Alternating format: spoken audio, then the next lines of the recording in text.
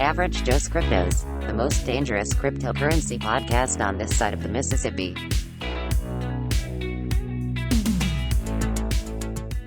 Welcome back to Average Joe's Cryptos. This is episode 6. I'm Trey. With me, as always, is Jace. Jace, what's going on, man?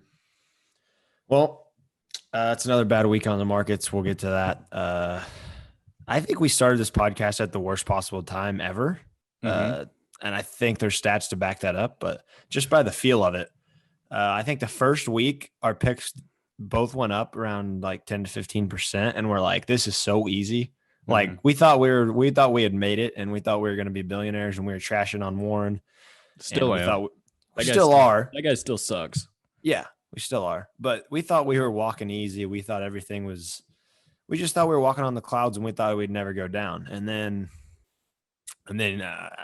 Elon happened, and then the China FUD happened, and then I don't know, so much stuff's happened, and now we're where we are now. And it's kind of like we're in this weird limbo spot where we can't break back to 50,000, but we're not breaking below 30,000. It's just this weird time that we're in, and we'll talk about that a little bit. But that's just the top of the dome how I'm feeling. Yeah, it's a tough time out there. I don't think anyone's flipped on us yet and started questioning the runner's wall theory, which is like the main theory that this podcast is based on. Yeah, not really, but kind of. And you know what? If you guys are questioning the runner's wall theory yet, trust me, still 0% failure rate. So I would just stick to it. All numbers have to go back up if you don't think about it. So yeah, that's kind of where we're at there. There is a lot of weird stuff going on. Probably is a bad time to start the podcast, or it could be the best time ever, because there are so many weird things going on that we're here to actually be able to address some of those things. And now listen, we don't always have the answers. All right. We try our best. We try our very best to sometimes have the answers, and most of the times we don't. And we'll give a very plain description of what's going on, but sometimes that's what people need. Definitely a lot of whale talk out there. Feeling like freaking the crew going after Moby Dick. That's what I'm feeling like, you know, all these whales, manipulation. There's supposed to be some more manipulation, and then there didn't end up being manipulation this weekend. That itself sounds like manipulation. If you're telling me there's going to be manipulation and then there's no manipulation, I think I just got manipulated. Yeah, you really did. Yeah, I'm feeling like I'm freaking left out to dry, like somebody's playing me, and I can't figure out who's playing this dang fiddle. But I don't like it anymore, Jace. Yeah, so double manipulation might be worse than regular manipulation, because then you try and also get on the manipulator side, because that's the only way to win sometimes is if you can't beat them, join them. And then you try and join them, and then you got manipulated by the manipulators. Yeah. If you can't beat them, join them. And if you listen, everybody take 5, smoke them if you got them. Those are the two things that I try to live by. Well, with all these all these hooligans running around talking about, oh, do this, do that, don't do this. It's like, geez, man, let a guy take 10. You know, relax a little bit. Yeah. Those are really two good core life values that I don't know how you really fail at anything. Yeah, exactly. And the point of life is to live. A young Jace told me that when we were 12 years old. He said the point of life is to live. And we're at Sonic. Yep, we were at Sonic America's Drive-In, and I've lived by that as well forever. So we're gonna get into a little bit of what we're gonna do about these dang wells and all the stuff they're trying to do. But first, Jace, the market's obviously crazy. You want to kind of break down some of the similarities between now, the 2013 bull market, and the 2018 bear market, and kind of which one we're in. I mean, I know we're in the one now, but more comparably, which one is this seeming like? Yeah, so basically all the top crypto guys, all they can ever like use is the past at this point. Like that's how this is way more predictable than the regular stock market, because the past has been super predictable. The highs have been predictable. The lows have been predictable. So it's kind of like they know almost exactly when to get in and get out. And if you can take your emotions completely out of it, then you can probably make quite a bit of money off the crypto market ever since 2009. And taking your emotions out of it's a topic in itself, because in one day I probably flip my emotions 10 times on like, okay, this is definitely the bull market now. Oh crap, this person said this was the bear market. So it's just, if you can take your emotions out of it, you're going to make money every time, because the market is pretty predictable. Who's the definitive voice that the people should be listening to? Like if you're going to listen to anyone, who is it that like is the guy? Definitely not Elon. I know that, but do you have any? Are you saying like billionaires? Or are you saying like people like that have good advice? Yeah, people that have good advice, not billionaires, dude. I don't listen to them about anything. Yeah. So, I mean, the person I listen to the most is BitBoy Crypto. We've talked about that. Friend of the program. Yeah. 1.1 million subscribers on YouTube. I think now he's the biggest platform on YouTube. There's a lot of smaller ones that he brings on that I listen to as well. And there's just a bunch of people on Twitter that have a lot of seem like good points that have became true. So like as those points become true, I kind of like give them points in my head. And like the most people that have the most right predictions, I kind of like take their word the most strongly. And BitBoy Crypto really hasn't missed that many times. And if he did, then at some point it came back and he was right in the end. So, and he seems to always like kind of be out for us. It's not more like, hey, I'm gonna tell everyone we're going to the moon just so people will subscribe to my YouTube channel. Like when things are bad, he'll tell you. Like when things crash to 30,000, he wasn't like, all right, everything's fine. He's like, okay, this could be the bear market. I highly don't think it is, but it really could be. So be smart about it. And he still doesn't think it is right now, but he's still giving the possibility of like, hey, be smart with your money because this could be the bear market. But that would not represent anything history has ever shown. And so 2018 bear market, there was both big dips. I'll have to say that. Right after the 2017 bull market, it peaked, it dipped big time just like it was supposed to. And then in 2013, there was a big dip in the middle of the bull market, kind of like it is right now. And they look almost exactly the same on the charts. So the 2013 bull market was technically the first one after the halving. And then the 2018 one was after the 2017 bull run, which was the second one. And after it crashed after 2018, the biggest difference between those two moments, everyone's like, are we in this one or are we in this one? And maybe it's a completely different one. We've only had three of them now, so it could be completely different. But the main difference is after the 2017 bull market, when it crashed and we went into the bear market, that was the short-term holders. Like technically me and Trey would be considered short-term holders because I believe it's like under 6 months or something like that. We're longer short-term holders, but we're still short-term holders. That was when they were kept buying. They're like, that's what short-term holders always get in at the peak because that's when the media is talking about it. That's when everyone's talking about it. They're like, get in, get in, get in. And that's what the short-term holders were buying. And those people, the long-term holders that knew that this was the peak because all the data pointed to it, were out. Whereas in the 2013 correction in the middle of the bull market, which is what we're in right now, I think, and a lot of people think, the long-term holders were buying during the dip, whereas the short-term holders who were scared, which is happening right now, were selling, so like the long-term holders are going up, the short-term holders are going down in 2013, which is exactly what's happening right now. So the long-term holders, yeah. Oh, well, I was just going to basically say, to help myself understand a little bit better, basically that means that the long-term holders are like the people like the whales, right? Who are just like eating it up. Like I know a whale specifically like a name for someone who's like makes a huge impact, but it's like all those people who are just buying it up. And like the average Joes who like in general, the average Joes who are like texting us and stuff saying like, oh dude, no, I'm too scared. I got to get out. And then they just sell. That's the difference. And that's the same thing that was happening in 2013. Yes. Which is a good sign technically then. Yes. Because in 2013 it dipped for, I think it was like 50 some days, which we're at like day 50 something of this dip. And then it bounced back up and then shot up to like 10 times new all-time high or something like that. So it was, I don't know what the exact numbers were, but yes, that's what this is.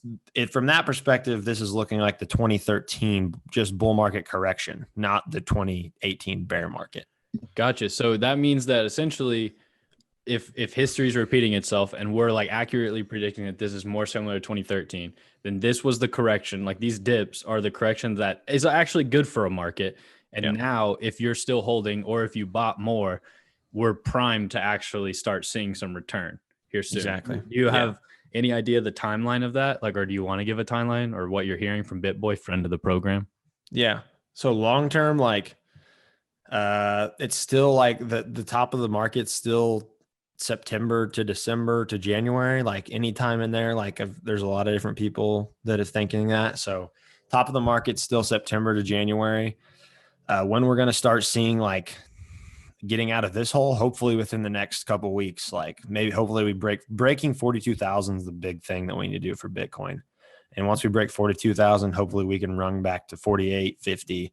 And at that point we can, if we break 48 at that point, we can probably know, hey, we're back in the bull market. So updated runner walls have been set at 42, 48, and 50. If we crush those, then you guys know the rules. All right. Once you break the runner's wall, it's off to the races.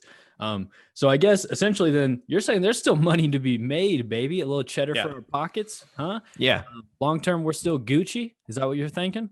100%. And this long term I'm talking about is, say worst case scenario happens and we are in the bear market and it stinks because we got in kind of at the top. I know when a lot of people I've talked to got in around 40. That's when I kind of told them to get in, which still isn't a bad entry at all for if, say, it does go up to 200, 300,000. But say this is the worst case scenario and this is the bear market and we retrace back down to 20,000. Long term, we have to understand that we're still good for the next bull market. Like, it was a bad bull market. Like, we only, I think, like 3x the all-time highs. But if you got in at the bottom of last bear market, which was like 3,000, and you held till 65,000, that's like a 25x on your gain. So like, it was still like a good thing. So like, if you can get it through your head that like, if this is the bear market and the worst case scenario, you can either sell, I don't know, on the way down, which if you think it is the bear market, and then buy when it gets to the bottom, or just hold, and you're going to make your money back in 2024. No one who's ever held Bitcoin or cryptos for 4 years has lost money ever. Mm-hmm. And I think one important thing to remember too, and this is something I try to tell people who like hit me up and stuff now. And I mean, this is not financial advice, even though it kind of is, but it's not. But is like, don't sell off. Like, if you're like way low, like say you bought in and it's like, oh crap, this actually does turn into the bear market and it crashes down to 20. Don't sell off what Bitcoin you do own. Whenever it hits low, just average down. Averaging down means like you're taking your average like price that you bought at, and you're buying like, so if I buy in at 40,000 and I buy like 10 shares, whatever it is, my average price is 40,000. So if it crashes to 20, I would be dumb to sell all of that off, knowing that I don't need the money tomorrow. This isn't a short-term investment. Even if you thought it was a short-term, but it crashes, now you're just in for the long haul. So just keep holding, buy more when it crashes, buy more at 20,000. You're averaging down your average cost. So that way, when it climbs back up, once it like whatever that average is down to, like maybe it's like now your average price is 30,000. Whenever it gets back up, you're already in the profits whenever it hits $30,001 instead of needing to get all the way back to 40. You didn't lose that money at all whenever it crashed. You literally just averaged down your price, and now you're like better set up to need a smaller gain to actually start seeing profits again. So that's the non-financial advice I would give, is like, always don't just sell off unless it's like you were needing this money next week. What if that's the case? Like, probably don't invest it, just keep it and like use it for what you need it. But if this is a legitimate investment where you're trying to like make money in the long run, then average down in a crash, don't sell off. Yeah, that's my problem sometimes, is like, people are willing to put in $600 a paycheck to a Roth IRA and leave it there for 40 years, but they're not willing to trust that, like, they want their crypto returns in a week because they've heard that Shiba or Doge went to the moon in 3 months. Like, those were anomalies. Like, it's not going to happen. Those aren't long-term investments. Those are gambles. If for long-term Bitcoin is a long-term investment, I will almost guarantee you will beat your investments in your Roth IRA by 10 times in 20 years. It should be more. That's a low end. It's like, if you're willing to invest long-term and stop thinking about next week or tomorrow, it's going to make you more money than these small, like even Apple or Amazon are going to. Mm-hmm. And I think like that's probably a good thing to note, that because there's been a lot of scammy type coin stuff going on now, especially like, I don't think you watch Cody Ko, Jace, but like Cody Ko is like a YouTube guy, but he's made a couple videos now about like the new great influencer scam, which is like promoting all of these random like terrible coins. Like Soulja Boy is like tweeting like, oh, found the next big project, go buy this coin. And he like left in his tweet, like his manager's like, if this gets this many views, then they'll pay you 24,000 or something like that. So it's like these influencers are promoting these like super scammy coins. I would say now is the time to avoid all of those. This is not like the right market or anything to hit the next Doge or just get lucky with Shiba or something like that.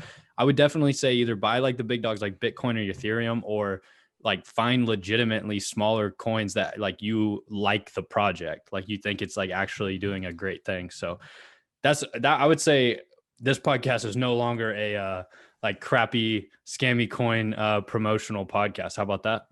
Yeah. And I wouldn't even say Doge was like a scam coin because it really is like in the top 8 in market cap. So like it is a decent like hold of currency, but it doesn't have a use case. The same as Bitcoin and Litecoin, but they're just way ahead of Doge. Like it created it's not a scammy coin, but like it created an opportunity where all these scammy coins came out of nowhere. And now there's like a million, like you see just like Instagram influencers like promoting these random coins that it has like obscure names and all this crazy stuff. Like, I don't know, dude, try to like, you guys can invest in that stuff if you want. That's just straight up gambling though. I would say like all this is kind of gambling, but that's like definitely like you're placing a bet. You're not like making an investment. So, all right. So one thing though, because obviously a lot of things can influence the market, whether it be influencers talking about this, Elon tweeting about that, or these big old whales, dude. Like that's been a common thread the last few episodes. But the whales they're still trying to make stuff happen. There was some calls for they were going to make a little manipulation go down this weekend, but they might be starting to feel a little gassed. What do you think? Because I know one thing, the whales don't have the juice. We do. And that's a fact. Yes, I agree. And the main indicator of that was like, there's this thing called market cipher, and that's what shows the X's on the graphs, and that's what shows the manipulation. So there was like, right when that one drop happened, there was like 3 X's on like the 1 hour chart, the first drop. And so we knew that was kind of manipulation. And the first time ever on the daily chart, so like there's different charts. You can do the 4 hour, the 12 hour, the weekly. So the first time on the daily chart that there was a big X since like 2018 or something, it popped up this Friday, I think. That's why I kind of told Trey, I was like, hey man, there might be huge manipulation this weekend. Maybe think about like selling a little bit to buy in on the dip, or put some money in your account to buy in on the dip if that happens.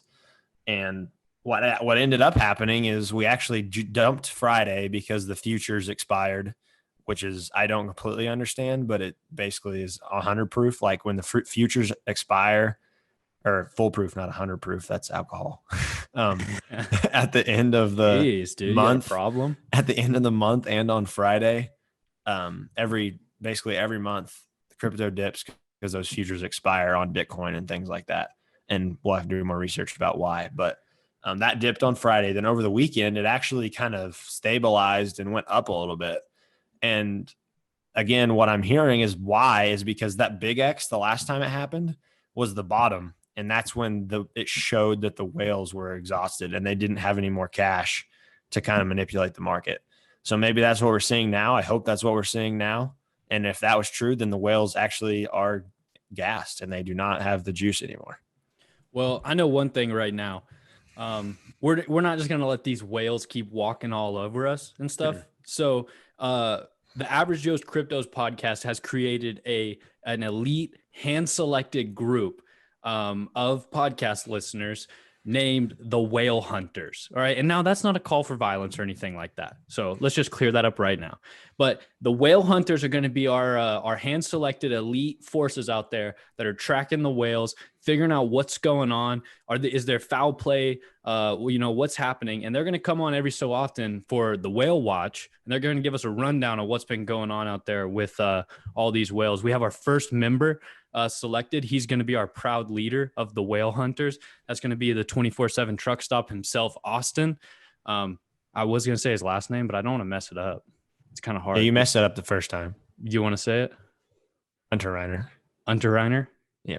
So Austin Unterreiner is the official lead of the Whale Hunters. And listen, this guy's been out there like a freaking madman. He's had his peepers peeled, dude, looking all over every nook and cranny for these whales, trying to figure out who's doing what time it's going down, what their intentions are, all of that stuff. So he's leading the proud front of that.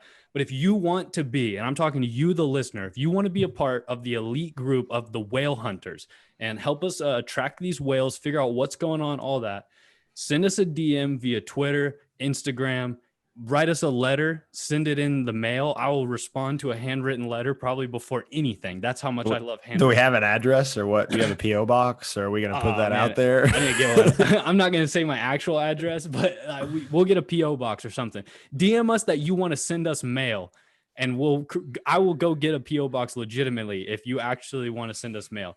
But send us a message. Let us know if you want to be a part of the Whale Hunters. We're gonna get some merch created for this elite group, so you can walk around, let everybody know that you're a whale hunter, that you're not standing for all this crap, all these big dogs, these rich guys with their furry cats and like their big suits. Like, not impressed, dude. So the Whale Hunters are gonna start cleaning up the streets for us. But let us know. Send us a DM. And also, while you're at it, while you're out there on the interwebs and you're sending out stuff, go ahead and give us a follow on all of our platforms. Review the show. Also, go to BitBoy on Instagram, YouTube, wherever. Go to his page. Give him a follow because he's a friend of the program, and leave him a message and say the Average Joe's sent you. All right, He'll know what you're talking about. Yeah, he'll know what you're talking about. But next thing up, are there good whales, Jace? Because we talk a lot of crap on whales, and we have a group called the Whale Hunters who's doing good work. But are there good whales out there? That's the tricky thing. In all military situations, I mean, you go into foreign countries. I don't know if you've seen the movie 13 Hours, but it's really hard to tell who's good and who's bad in those night scenes. One of my favorite movies. Yeah, and isn't it? Especially if you're watching it on a pretty bad TV, it's hard to tell who's good, who's bad. It's hard. You're saying as the viewer of a movie, you just can't tell who the characters are. Yeah, but it's hard to tell who's good, who's bad. They don't know when they're attacking. Also in The Long Night, I believe is the episode in Game of Thrones. That was pretty poor quality. Everyone was saying it was pretty hard to tell who you're watching. But in this situation, it is hard to tell who's good, who's a bad whale. This market manipulation I heard today actually could have been because these big whales were trying to keep the market healthy. They made it dip on purpose. So Nate, not the guys from Dubai. Those are bad guys. Get the heck out of Dodge with that crap. There's there's people allegedly that dumped because we needed a dip because we hadn't had a dip. Who do these guys think they are, dude? They think they're the freaking Robin Hood. They think they're the almighty ones. Yeah. I'm the guy who comes in and fixes the market. I'm so special. That's stupid, dude. Laissez-faire, hands-off approach. The invisible hand will take care of the market. We don't need some dorks out in freaking Tallahassee, dude, with way too much money and speedboats just telling us when the market dips. I'm team no good whales. How about that? Okay, that's fine. I think we need a little I'm going to be on team good whales, and we'll go from there. And hopefully Austin can get us some answers. Yeah, I hope he can.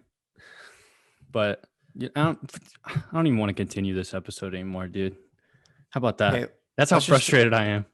You got a big topic you want to talk about around some other animals. Let's hear it. Okay. All right. So this is something pretty sick that I've been looking into / saw some stuff about. It's called Zed Run. And essentially, it's like NFT horses that is ran on, I think it's Ethereum's blockchain. But essentially, or something like that. I mean, that's not like 100% accurate description.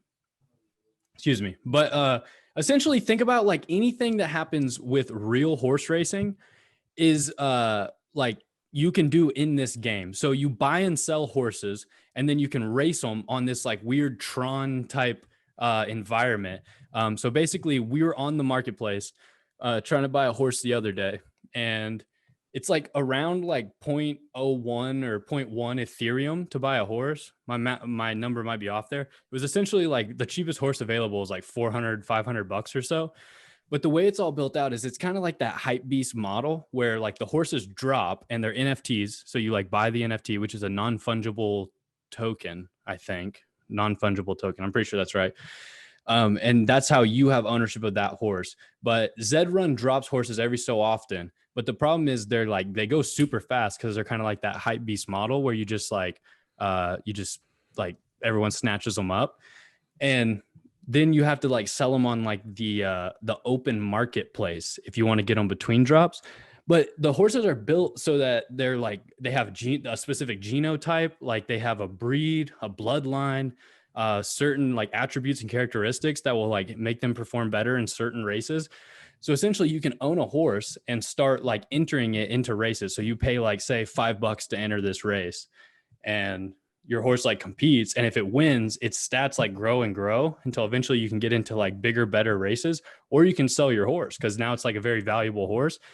There's also a whole other breeding aspect to it. So I think the way to get rich really is to find a horse with a pretty good genotype, because there's only like a certain number of each. Like a Z1 Nakamoto is like one of the best horses you can get.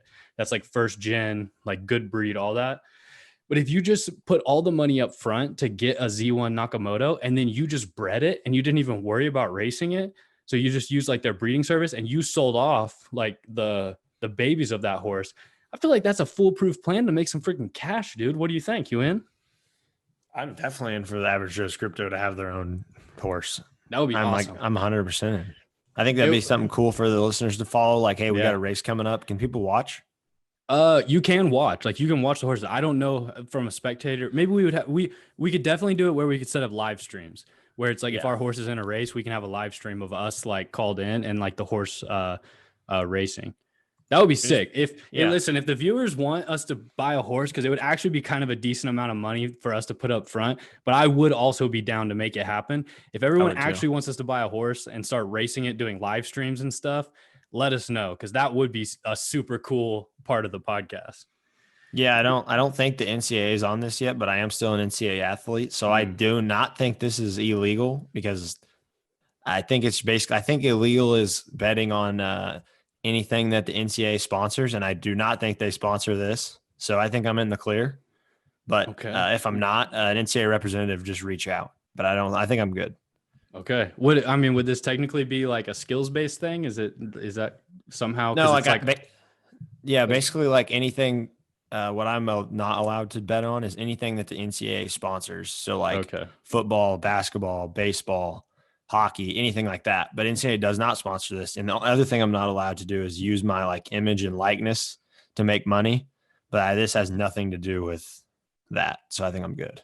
Good. And that was just, honestly, if you're listening, that was just a good way for Jace to flex that he is an NCAA athlete. So he's been waiting for a way to bring that up. So he finally got that one in. But yeah, dude, I think that would be sick. The game is super fun looking. Like the horses are pretty dope. Like there's a lot of different kinds. What's like the website? Zed Run, ZEDRUN. Yeah, Zed Run. And I don't know. Can people just get on and bet? I don't know. See, that's what I like need to deep dive it some more. That would be super cool though, because like it's like even if you don't have a horse, get on and bet on ours. Yeah, like or just bet against us, I guess. I don't know. If they don't think we've been putting in the work. Bait our horse if you guys need to. But that would be like a cool, like the spectator side of it. Like, but to be honest, I don't know if they built it out that much or if they're just mainly so it's like you can own a horse and all that. But the other side is all the horses are named already, like when on the marketplace and stuff. But I'm wondering if you can like switch the name, because that would be we can name a horse like Patches O'Houlihan or something, stick with the average Joe's theme. Yeah. Patches. That's not a horse. I was thinking of this horse name. I think this is a hilarious horse name. Fast Horse One, but spell it WON. So it's like Fast Horse One. So it's like, who won the horse race? Fast Horse One. That's a good one. Because it's always true. The fast horse won, and our horse is Fast Horse One. So I don't know. I think that's a sick name. But that's what I'm thinking. I do like that. I think it'd be pretty cool. That might be something we can look more into. I can send you some more stuff, Jace, about like the actual, or like deep dive it and figure out what it would take for us to get a horse and everything. But it might honestly just take us like $500. So, but the horse might not be great. But the other side is I don't know if you can like I think there should be an element where if I put the time in to train my horse, I should get to see the benefit of that. So I don't know how much of that there is, but that's a pretty sick thing. If you watch the Kentucky Derby, the horse that won, I can't remember his name, Medina. I can't remember his name, but he was only purchased for $10,000, I believe, which is very low for like a thoroughbred, like Kentucky Derby horse. So like maybe we could get lucky and that could happen. True. And our horse could be a true underdog story. Yeah. Which Dodgeball is a true underdog story. And if you guys didn't know, Average Joe's Cryptos is paying a little bit of homage to Dodgeball, then now you know. Yeah. So how about that? All right. So we have a listener submitted question, some new questions from the blockchain, if you will. And this question is crypto something you can just fire and forget about or always watching? What do you think about that, Jace? It's a good question. And I think it depends on what your goals are. I think if you trust in like crypto and you buy into something that you trust, like the product, and you trust it's a super established thing like Bitcoin or Ethereum, there's not that many things I think you can just trust forever. I think Bitcoin, Ethereum, maybe Cardano, maybe a couple other things or a few of them. But I think on those things, I think you could legitimately probably try and find a local low, buy in, and then just forget about it. And you're going to make money, a lot of money, if you leave it there for 10 years. But there's also a lot of things like, I don't know, I'm looking at coin market cap, maybe like, I don't know, Raven coin or something. Like it's a legit coin, but you're probably not going to want to just buy a Raven coin and forget about it for 10 years because it could legitimately just go to zero. And you're probably going to want to follow along and make sure things are going good in the environment and things like that. So I think it kind of depends on your goals. If you're looking to short-term trade, swing trade, things like that, you're obviously going to have to pay really close attention. But long-term, I think if you're going to Bitcoin, especially and Ethereum, especially, I think you could definitely buy right now and look back in 10 years and you're going to have a lot more money than you started with. So I think it just depends on what your goals are. What do you think? Yeah, I think long term you'll probably be fine. I have seen some articles that I haven't read, just saw the headline and kept scrolling like a true little good boy. But they're talking about, people are trying to claim now that like Bitcoin is even a fad, that it's like gonna fizzle out. Or I heard one guy saying that he was thinking that the government would never allow Bitcoin to actually become like as big as some people predict, because they would step in and regulate it to like a point where it actually became like useless, just because they wouldn't want a competitor to the dollar. Mm-hmm. So I don't know. I guess that's like a little bit of information, because like to some degree we do deal with our own like confirmation bias of like, obviously we're in the crypto space, and when we find more info it's usually on the crypto side. So I guess there's a couple points of why people are saying it might not have that potential. I do worry about that, because it does make sense that the government wouldn't want there to be a competitor to the dollar, so that they would just eventually step in and like have government overreach and just like take care of that. But I agree. But like one thing that I've recently realized, ever since China said they were going to regulate it, basically. Yeah. I guess, like following the people I do, I guess that's like, I think someone counted and it was like the 100 and something time that China has said they're going to do that since crypto was invented, and it still hasn't happened. Like it's almost just like an empty threat, because it's almost impossible to actually regulate. Like if they wanted to really go deep, they could say, hey, you're going to get put in jail for doing it, which that's ridiculous. But if they really wanted to regulate it, they would probably take that, because like you actually can't really regulate it because it's decentralized. So they can't actually do anything about it at the end of the day. I mean, like they could make it really punishable or finable, I guess, if they wanted, but that's really the only way to stop it, because China keeps threatening, and they're communist, and they still can't stop it.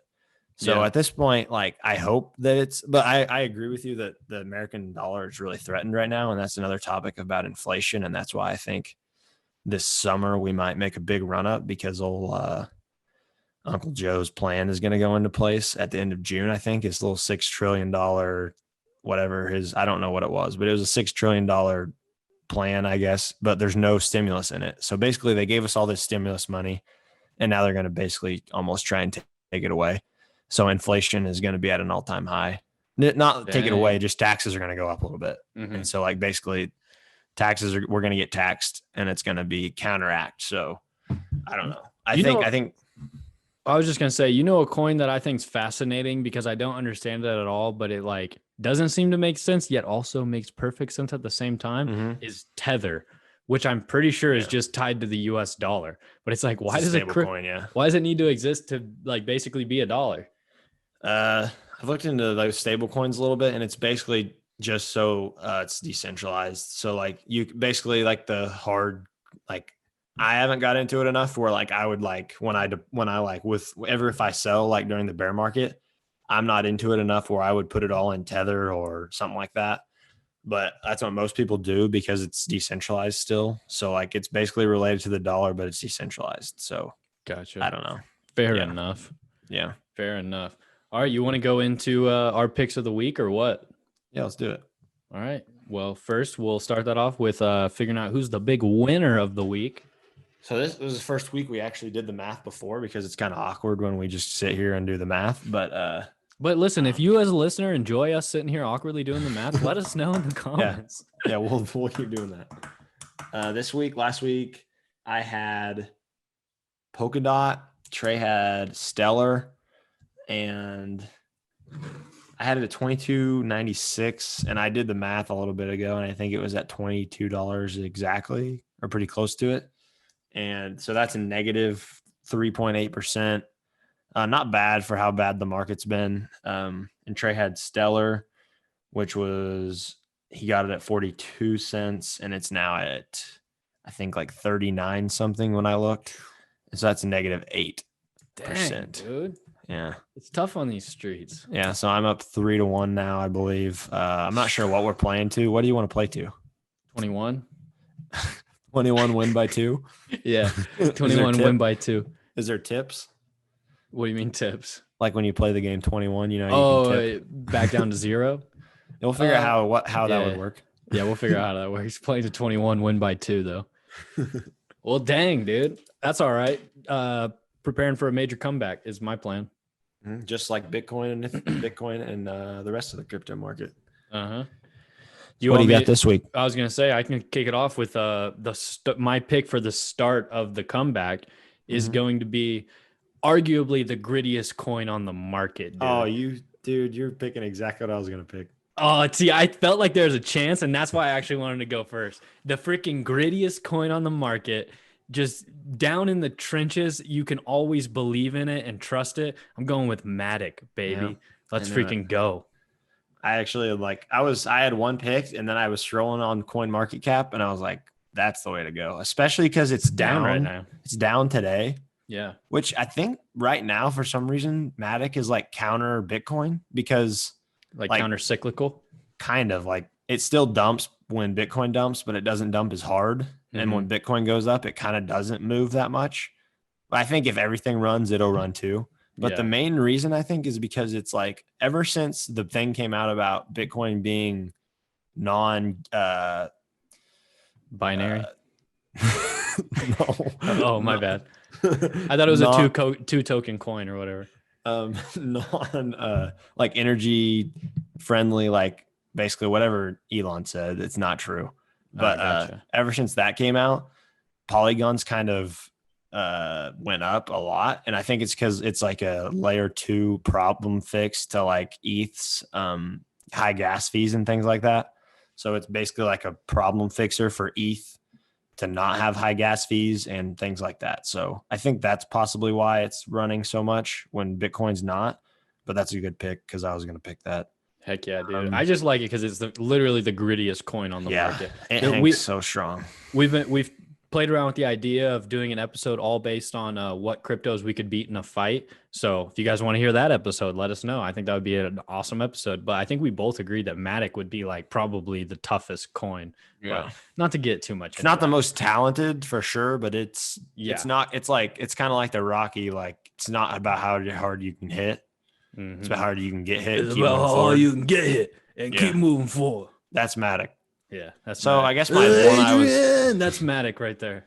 Yeah, it's not very smart, but it'll fight you hard. Yeah, real hard. It'll just be in the freaking meat locker, dude. Just throwing hooks to just a big old chunk of meat, which is dope. So what's your pick, dude? Let's hear it. Well, I think the first one I was gonna go with was ICP, Internet Computer. I'm gonna be honest, I don't know a ton about it, but it is ranked number 11 on market cap, and it's down pretty bad this week.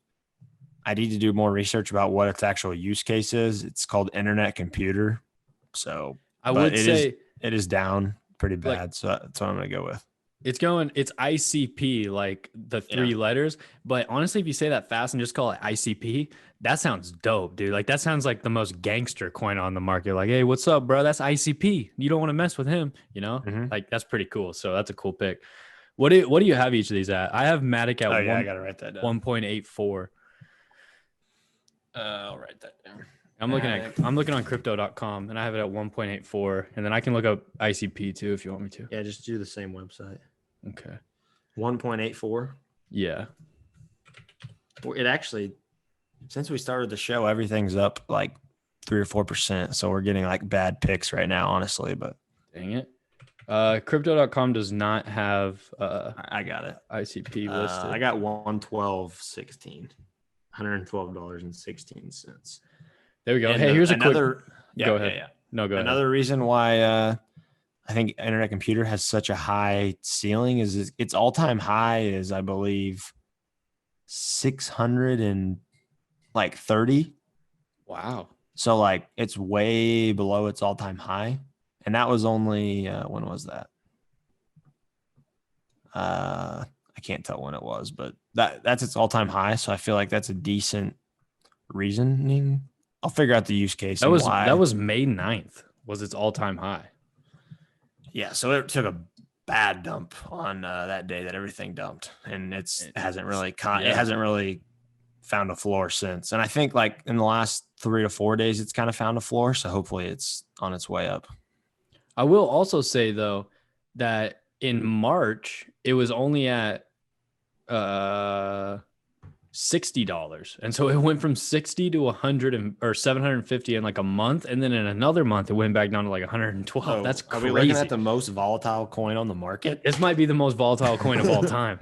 So I mean, in the fight, this would have to be like one of the most dangerous coins, but like it could also just flop.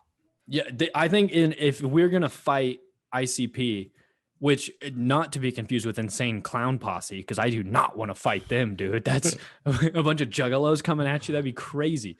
But I think this coin would be one where it's like almost like Francis Ngannou before he got better, like a little better at wrestling. Before like his matchup with his second fight with Stipe, like before that, he was just like the crazy big brawler dude who was like, if he touches you, you're gonna get knocked out. But he's got bad cardio, horrible wrestling, like all this other bad stuff. But as long as you don't get freaking hit with one of them big old righties, then you're fine. I think that's like ICP. Like you better come out head on a swivel, you know what I mean? Yeah. That Mike Tyson shell coming at him. If you're gonna fight, and if ICP. you followed like if you're like me and your favorite time in UFC was the light heavyweight back in like 2010, this is more like a Chuck Liddell type guy. Yeah, the Iceman, which makes sense because it's ICP. Oh baby, yeah. So I think one thing out of these picks is that we definitely got to do the fight which cryptos will we beat in a fight episode, because that was fun to just talk about those two. So we're going a couple of the most dangerous cryptos on the market this week for our picks. I got Matic, aka Polygon, lives in the trenches, does what it's got to do to always find a way back to the top. And you got ICP, something no one's ever heard of, if we're being honest, but it's just a freaking big brawler. I don't know how no one has it. It 10x'd in 2 months. Yeah. People probably got insanely rich off of that coin and then lost it all. Like they were like, "Mama, we made it!" Like they went full Conor McGregor. They were buying yachts and stuff before they could even get it transferred out of their account, and then they checked later, and it was like, "Well, never mind." So that would be a brutal coin to have owned. But all right, the picks are in. Is there anything else? Is that all we had for him, Jace? I skipped over the XRP update. One thing I did want to mention is that this will be my last thoughts, but XRP. So I bought, I think like $400 of it a while back when I said I would buy 200, and I just couldn't resist because I loved it. I love it so much. But the attorney who was on the case for the SEC actually is retiring. He's retiring before the case is even over. So basically what I'm seeing is he had 100% record, and he didn't want to ruin it. So XRP is probably going to win. That's what I'm saying. That's what I'm saying. And if XRP wins, then we get back to a bull market, it's moon time. Moon time, huh? Yeah. All right. I like the sound of that. A little cheddar to help line everybody's pockets for that. So that's been episode 6 of the Average Joe's Cryptos. Make sure and follow us on Instagram, follow us on Twitter, subscribe to us on YouTube, review the podcast. Send everyone has one mission besides all the other missions I've already said throughout the podcast. Those are also your missions, so make sure and do those. But send the podcast link to some person that you've never talked to the podcast about before. So send it to them. We want to keep growing. We're trying to create an organization, not just a podcast here, So we want lots and lots of members so we can just be one big happy family. Send in your application if you want to be one of the whale hunters, and we'll see you all next week.